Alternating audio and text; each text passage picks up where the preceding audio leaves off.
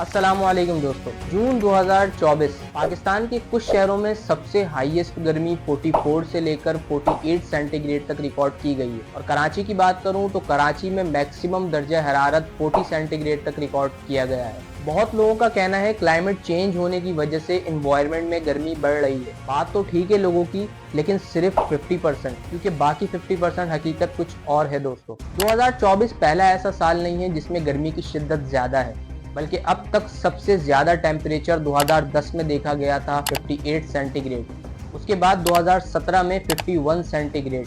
ये अब तक का सबसे हाईएस्ट टेम्परेचर था जिसने सारे रिकॉर्ड तोड़ दिए।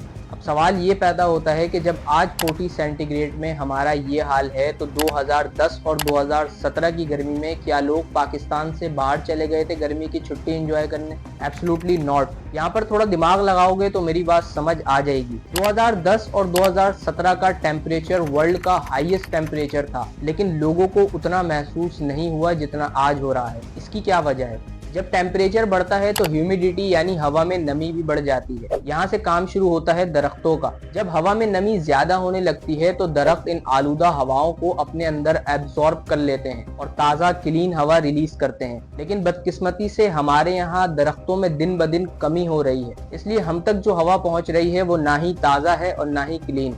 अब गौर से सुनो कि इससे हमारी बॉडी पर क्या इम्पैक्ट हो रहा है। जब मौसम का टेम्परेचर बढ़ने लगता है तो इंसान की बॉडी का टेम्परेचर भी बढ़ जाता है और पसीना आना शुरू हो जाता है। कुदरत ने इंसान की बॉडी में एक कूलिंग मैकेनिज्म बनाया है। जब इंसान की बॉडी का टेम्परेचर बढ़ने लगता है तो बॉडी को ठंडा रखने के लिए पसीना आता है, लेकिन पसीने का खुश्क होना भी जरूरी है, क्योंकि अगर ऐसा नहीं होता तो बॉडी का कूलिंग मैकेनिज्म ठीक से काम नहीं करता, जिसकी वजह से बॉडी से गर्मी बाहर नहीं निकलती और इंसान का मुंह सूखने लगता है और बॉडी में पानी की कमी हो जाती है। भले ही 2010 और 2017 में सबसे ज्यादा गर्मी थी, लेकिन लोगों को इसलिए महसूस नहीं हुई क्योंकि दरख्त की तादाद ज्यादा होने की वजह से दरख्त इन आलूदा हवाओं को अपने अंदर एब्जॉर्ब करके ताज़ा और क्लीन हवा एनवायरनमेंट में फैला रहे थे और माहौल को आलूदा होने से बचा रहे थे। लेकिन आज की सिचुएशन डिफरेंट है दोस्तों। एक तरफ दरख्तों में दिन ब दिन कमी हो रही है और दूसरी तरफ हवा में पॉल्यूशन वायरस तेजी से बढ़ रहे हैं। यही वजह है कि आज 2024 में हमें बहुत सारी नई नई बीमारियां देखने को मिल रही हैं,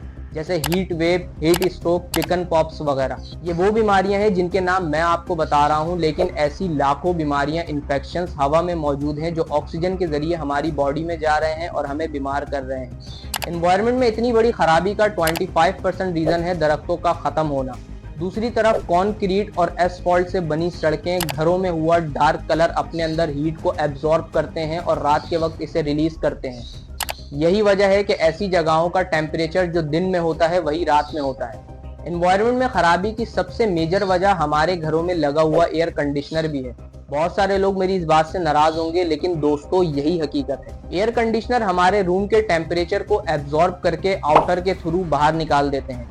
इस तरह हमारा रूम तो ठंडा हो जाता है, लेकिन बाहर का टेम्परेचर बढ़ जाता है। कराची सिटी में तकरीबन 60% एयर कंडीशनर घरों में, ऑफिस में, गाड़ियों में लगे हैं, जो एनवायरनमेंट के टेम्परेचर को इंक्रीज कर रहे हैं। तो एक तरफ वर्ल्ड क्लाइमेट चेंज हो रहा है और दूसरी तरफ दरख्तों में कमी हो रही है, गाड़ियों में इजाफा हो रहा है और गाड़ियों से निकलने वाला पॉल्यूशन हमारे प्लेनेट को स्लोली कवर कर रहा है, जिसका रिजल्ट आपके सामने है। ये एक सीरियस मैटर है, लेकिन अगर हम चाहें तो आने वाले 2025 में गर्मी की शिद्दत में कमी हो सकती है। सिंपली अपने घर के बाहर, ऑफिस के बाहर ग्रीनरी बनाओ, अपने इर्द गिर्द के लोगों को बताओ कि दरख्त कितना जरूरी है हमारी जिंदगी के लिए। और जो लोग एयर कंडीशनर यूज करते हैं वो एक लिमिट में एयर कंडीशनर को यूज करके बाहर के टेम्परेचर को मेंटेन रख सकते हैं। और एक रिक्वेस्ट करना चाहूंगा अपनी गवर्नमेंट से कि पॉल्यूशन में कमी के लिए जल्द अज जल्द कोई रद्द अमल इख्तियार करें। अगर ऐसा ना हुआ तो आने वाली गर्मी शायद हम बर्दाश्त न कर सके। इसलिए दरख्त लगाओ, जिंदगी बचाओ मिशन को यकीनी बनाएं और लाखों लोगों की जिंदगी बचाएं। इस मैसेज को अपने दोस्तों में ज्यादा से ज्यादा शेयर करें, वीडियो को लाइक कर दें, चैनल को सब्सक्राइब करके बेल आइकन ऑल पे कर लें। अगली वीडियो में मुलाकात होगी। अल्लाह हाफिज।